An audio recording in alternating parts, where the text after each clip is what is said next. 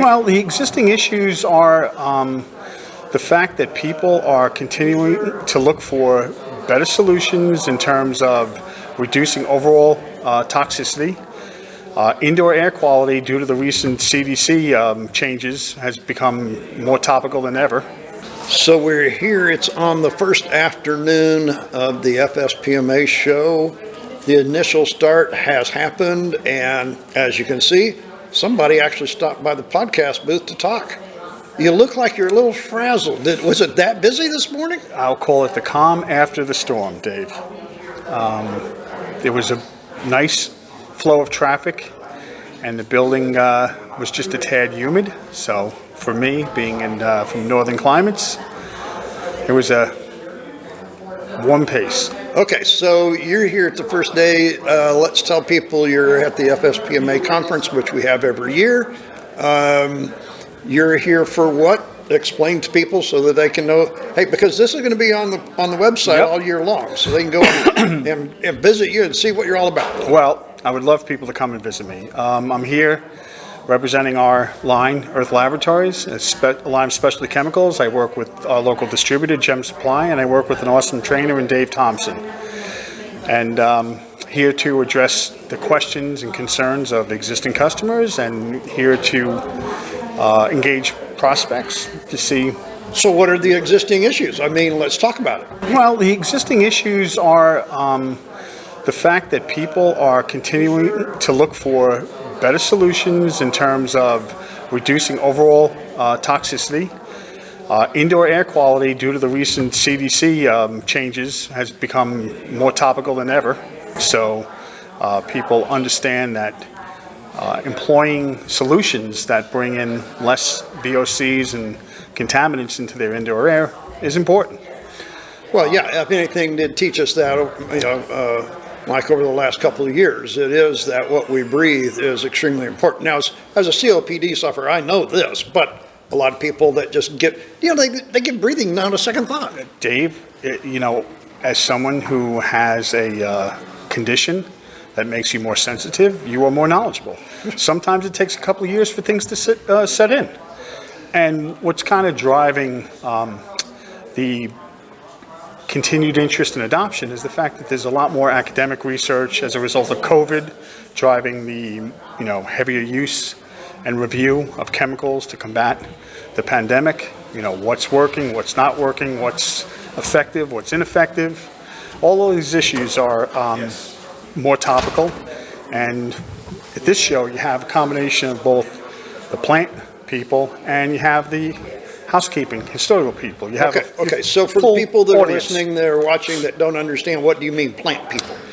I would have to say systems, HVAC, being one in particular, which impacts some of the stuff that I'm talking about. Grounds, facility maintenance, facilities. So you're right, structure, all of that. Yeah, we're not just talking about custodians, although that's where most of what you and I talk about most of the time. Most of the time, correct. Right. So it's actually interesting to see and learn about other things that are impacting the industry, because sometimes they actually dovetail some of the things you and I talk about very closely. Yeah, much more than people do realize until you have those conversations. Absolutely, absolutely. All of these systems tend to be interconnected and obviously reliant on each other for optimal performance. I think people come to a conference like this to look for something new.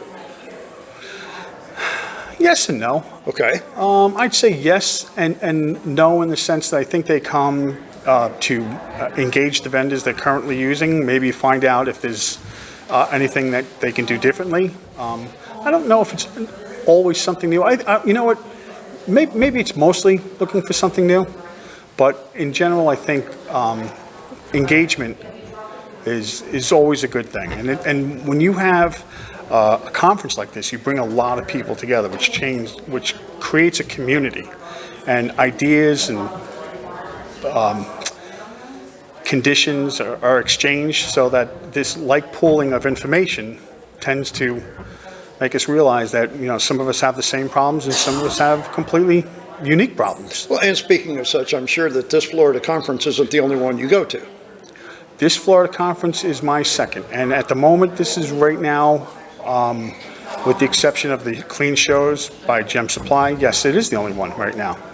So whenever you're talking with people, is it more selling your product or listening to their issue and finding an answer? Actually, it's both. I actually have gotten some of my best information by listening to people, because gradually, as they speak to both myself and other people manning the booth about their issues or their interests, it can raise my level of awareness of how my product or maybe another product may fit in with what they're looking for. So we've got a couple hours tonight for people to look around and talk. Is there a point where they just keep talking about the same thing, or do you see the same people come back and go, hey, I thought about that and I want to talk more about that? We're going to find out. I kind of hope so. Yeah, okay. And I can tell you that while I don't spend a lot of time in Florida, it's really nice to start seeing customers where I have familiarity and say hello and see how they're doing and have them walk up and say, yeah, I use your stuff, and Well, I think that's one of the interesting things about conferences, especially, somebody says, well, should I come the first day or the second or the third? There's many educational programs going on now. You're stopped here, it's quiet, everybody's in classes right now, but it'll get busy here in a little bit when Absolutely. they're breaking from class. But I think the thing is they have to hear a message more than once. Again, it depends upon the individual. Some people, maybe once triggers that nerve because it addresses a specific point of interest or pain for them, and in hearing it only once, they can act upon it. Other people, yeah, you're right, it does take a while. The message sometimes has to be kind of parroted and repeated, and to a point where they're saying, oh yeah, I heard about that, I think I'm going to look into it further. I've kind of found that the more times you come to a conference, while some things do repeat, you never know whenever somebody goes, hey, I saw it last year, but this year I brought my boss with me. And now we're having a whole nother conversation. Well, I hope that's the case. I mean, you obviously want to be engaging wherever possible the right person, but quite frankly, Dave, I don't exclude anybody from being the right person. Because honestly, I think some of the people doing the work, while they may not be the decision makers, are very informative as to what issues are within any programs and stuff like that you may be able to address, or maybe someone else at Gem Supply may have a product or service that can address. So let's talk a little bit about the product that you have here. Our lead product, and a product we've had success with here, is our Peroxy HDOX. It's a hydrogen peroxide cleaner disinfectant, EPA registered, and it's an effective cleaner. It's an effective heavy-duty cleaner. It's versatile to be used on any washable surface. We get good feedback from the customers that use it. And it ties in with the message that where I think and hope kind of the industry is heading, that indoor air quality, harping on the recent CDC changes and the recent pandemic, is going to become a continued area of focus. So less chemicals, less chemical ingredients, more high quality indoor air, and better indoor air quality is directly and measurably impactful on cognitive function. And that's a quote from Joseph Allen. He's a professor of building sciences at the H.T. Chan School of Health at Harvard University. Very bright guy. His research is cited by the U.S. Green Buildings Council, as well as the CDC and their recent changes. I happened to be watching a episode of a show last night, and I stopped. As we all do, we flip through the channels, right? Kind of like the people are walking through here. They're flipping through the channels, basically, right? Through the channels, yep. And then you see something, you stop, and you go, wait a minute, maybe I should pay attention. And these folks were talking about, they didn't have a pulmonologist, and it had to wait 30 days for it. And this lady said, you don't understand, folks. And she looked straight into the camera. Whenever you can't breathe, you shut down. Yeah, you don't have 30 days. And I thought that was very, very, she was absolutely directly on point. To think about it, when you can't breathe, my wife said, hey, our closet, and we live in a 400-foot trailer. She said, we need something to make the closet smell better. We put it in there. 30 minutes later, I'm where I can't breathe. I had to get out of there. This is what you're talking about, right? This is exactly what I'm talking about, Dave. And honestly, statistics, reliable statistics show that between 8 and 14% of any student population has students with allergies, asthma, chemical sensitivities. And interestingly enough, that unfortunately is on the rise. So, you have to start asking yourself, what's causing it? Absolutely, Right. yes.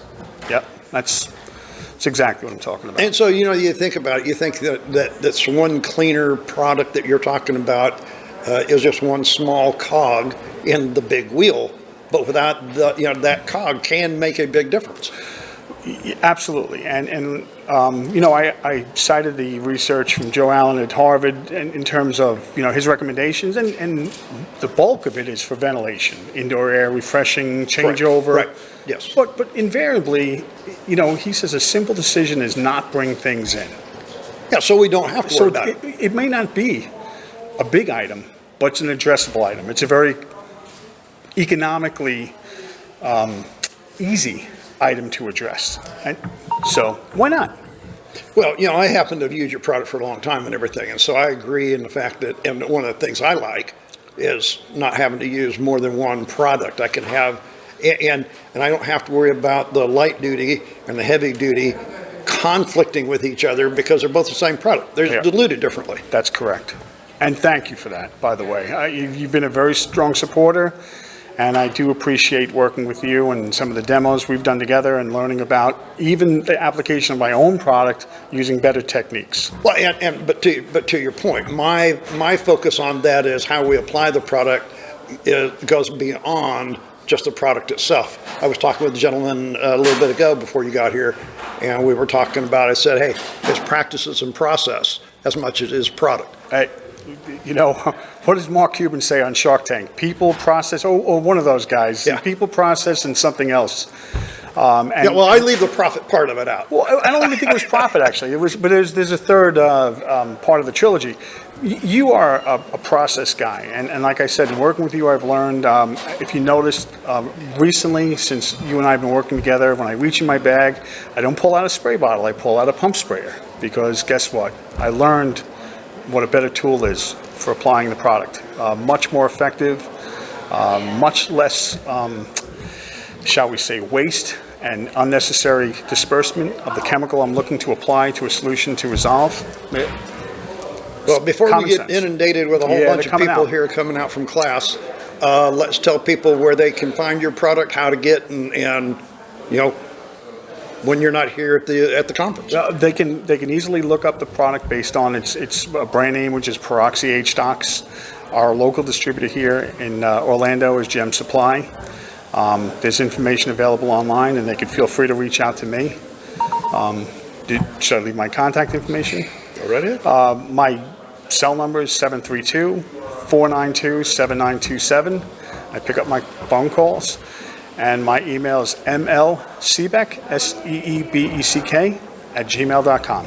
Now, folks, he doesn't come down here all the time. He's from up there, up on the north end of the coast, but we get him down here to Florida every once in a while. So, Mike, thanks a lot for coming by and having a chat. Hope to see you in January when it's 0 up north. Thanks, well, Dave. no, I'll be up in Baltimore in March. Sorry to hear that.